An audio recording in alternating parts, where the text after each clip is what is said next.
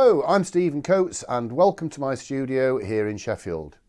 As many of you know, I have posted quite a few videos on YouTube, and most of these are quite long with lots of information about the whole painting process. Most people want to sit down and create a whole painting, but often forget that practicing and doodling can have a dramatic effect on skill level. So I wanted to show you a few exciting exercises you can do with watercolour paint that only take a few minutes. So I hope you will enjoy having a go at some of my quick-fire doodling sessions. Well, hello, and today's watercolour doodle features a lovely misty atmosphere with reflections. Now, I've got a blank piece of paper here. This is Bockingford, £140 or 300 grams per square metre. This is cold pressed and it's 28 centimetres by 19, so it's quite a small piece, ideal for a doodle. As you can see, I've drawn a little boat on here with a little mast and a little chap sat in there. He's coming across this way into the picture. And basically, I want to create a really atmospheric sky, and I want to put some reflections in the water which are going to be soft and hazy, and a little bit of an island across here disappearing into the mist, which looks like it'll have some trees growing on it. And I'm going to do all of that in one go, one single wash. Let me quickly show you the palette because I'm only going to use two colours. I'm using ultramarine and burnt sienna. So this puddle here is burnt sienna, and I've added the ultramarine to it and I've stirred it into a really quite thick, you can see that it's not particularly fluid. The consistency of this is really important. It's important that that's quite thick, and that's like a deep mushroom grey colour. And here I've just got a blob of burnt sienna which is straight from the tube. So let's get on with it. I'm going to use the mini hake or mini hake, depending on how you want to pronounce it. Any broad, soft wash brush will be fine for this. I'm filling that up with water, and generally it's just a case of getting an even film of water all across the paper. And you can actually see I'm getting water on the tape as well, because I don't want this to dry quickly from the edges.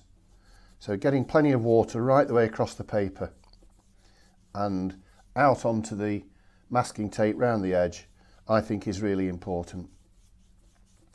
People always say, how much water should you put on the paper? Well, it needs to be enough to stay active during this painting period. And I want the water on the paper to be wet enough to manipulate and move the paint around for me. But obviously I don't want it running down in channels. It's very difficult for you to see there how wet that is. Right, I'm going to pick up a little bit of this burnt sienna directly from the tube, give the brush a bit of a movement from side to side just to smooth it out and put a little bit of that paint in the brush. And then I'm going to gently flick the brush around. I'm going to try and just leave that area behind the boat fairly devoid of paint, so it's really nice and pale there, and it'll just give it a glow of light behind the boat. So I flick that burnt sienna in there, sort of quite randomly, leaving a few white patches in it. Now the water underneath will replicate what's in the sky above. So I'm just going to put a band of burnt sienna across there in the water. Let's just get rid of that little rubbing, little bit there on the edge. And now I'm going to go directly to this strong mushroom mix here, get some of that on the tip of the brush, and again I'm actually coming in off the tape. You can see my brush strokes, excuse me, be all right if I could speak. The brush strokes are starting on the tape, and I'm just going to gradually increase the amount of paint I'm putting in the brush, dabbling it around a bit, just trying to give the impression of a darkening sky, maybe a few clouds drifting around in it. Let's just put a tiny bit more in. And I've deliberately, as you can see, left the paint off that area there around where the boat is. Now that should develop nicely. I'm quite happy for that sky to sort of just move and settle as it is now. Now again, reflection wise, there'll be a little bit of that darker colour reflecting in the lower part of this water. So if I just sweep the brush across gently, nice steady strokes like that, that's given me a lovely soft band of water, ideal for these reflections. Okay, so that's still wet. I'm going to use a little bit of kitchen towel.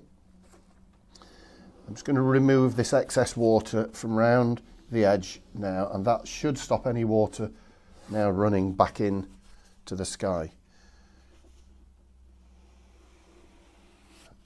So as you can see, I've not done anything more with that.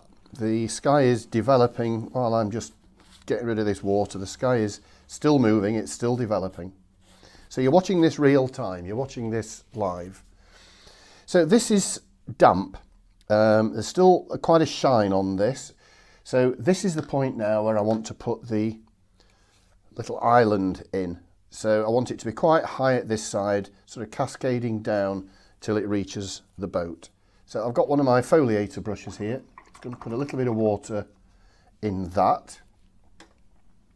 And I'm going to take it to the palette, press it down into that and stir it into that dark mushroom colour. It's the same, exactly the same colour as we've got in the sky. And this, I'm holding the brush sort of fairly vertically to an angle about 60 degrees to the paper. And I'm just going to start prodding. But I want to leave gaps for a little bit of light to shine through. Let's get a little bit more paint. Not sure if that's better. Not quite dark enough. It's going to disappear into the background sky if we get it too pale. So I'm making it rise and fall a little as I come down, but I'm gradually just bringing that down to a bit of a point just beyond the boat. You can change your mind as you go as to how high you want it, how intense you want it. Let's put a little bit more up there. And I'm increasing the amount of paint in the brush now, as you can see.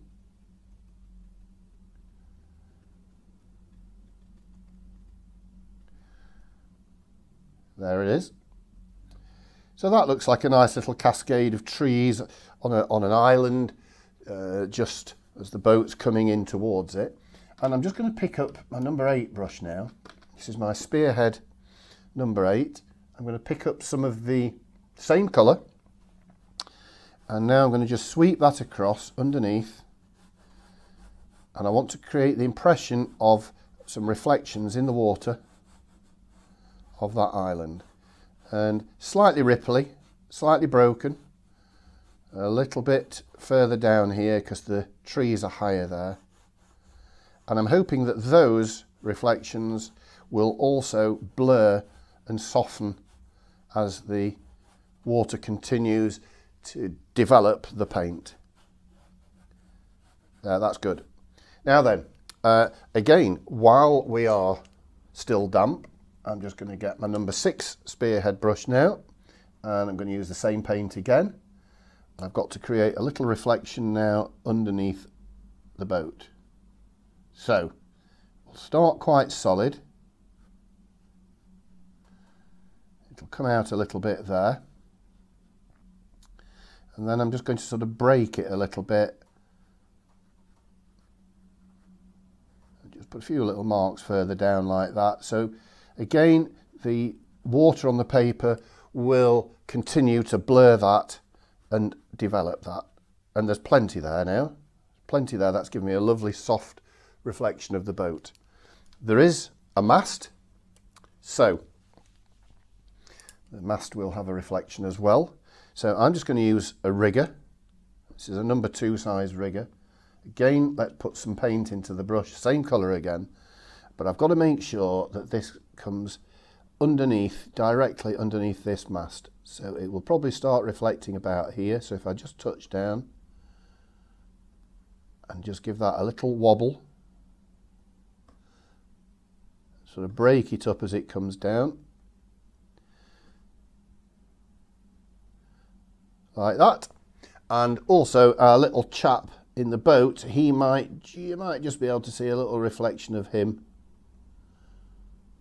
as well, just there. Just a little bit, going a little bit further down than the boat itself. So that's it. That's the whole of the background wash done. It's settling off beautifully. You can see how the paint in the sky now is granulating. The burnt sienna and the ultramarine are sort of separating, and we've got these lovely blurry soft atmospheric reflections and a lovely little island of trees. So I'm going to take the hairdryer to that now and dry that off. So that's completely dry now, and the paper's nice and flat again. So I'm now reverting to a little number 2 brush. This is a Pro Arty Proline. It's a Series 101, just a number 2. Lovely little brush for doing sort of far more detailed things. And I'm going to just use some really strong, a really strong now, thicker version of the mushroom colour. And I'm just going to paint in, really it's just a silhouette of the boat. So nothing too complicated, no real detail in that. And let's pop a little bit of paint on our mate in the boat as well. You can leave a little gap like that. Sometimes it's just really effective. And this is really important that I don't get this too big, because the head just wants to be a little dot. There we go. Right, so I've dried that off again because we've got the arduous task now of just painting this mast, trying to get it reasonably straight. And I know a lot of people have got wobbly hands and they'll be frightened to death of sort of trying to do that freehand. It's not possible to sort of paint with a ruler, because if you put your ruler down flat like that and paint, and you lift the ruler, it'll just drag the paint. But if any of you have got a ruler or ever wondered how you can make use of a ruler like this, which has got a really strong bevel on it, if you place the ruler down upside down and press down on one side, it raises the other edge up into the air. And I've deliberately just got one light on this side now, so it's not casting a shadow over this.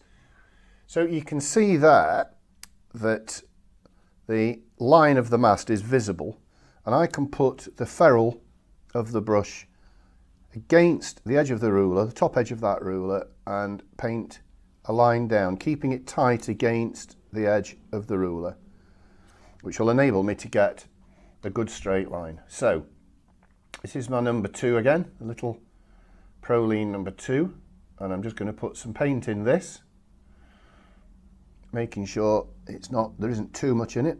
Got a little bit on the edge of the ruler there. So what I tend to do with this is I put the paintbrush about 1 millimetre or so off the surface of the paper, and I'll just run it up and down to make sure that I'm in line. And what I'm going to try and do is start by just touching down on the paper and then bringing the brush down, pressing it down a little bit harder as I come, which should just widen it a little towards the bottom. And that gives me a lovely straight line and a finished painting. Unless of course you wanted to put in any birds, which we can do that. Perhaps just should we just put one in? Or a couple in. I always like to think that these are the type of birds that pair for life. So there's 2 of them together. Very romantic. So that's it. That's the latest watercolour doodle, featuring this lovely misty atmosphere with these lovely soft reflections. And I hope you'll have fun having a go at that. Please don't forget to subscribe, and I'll see you on another video.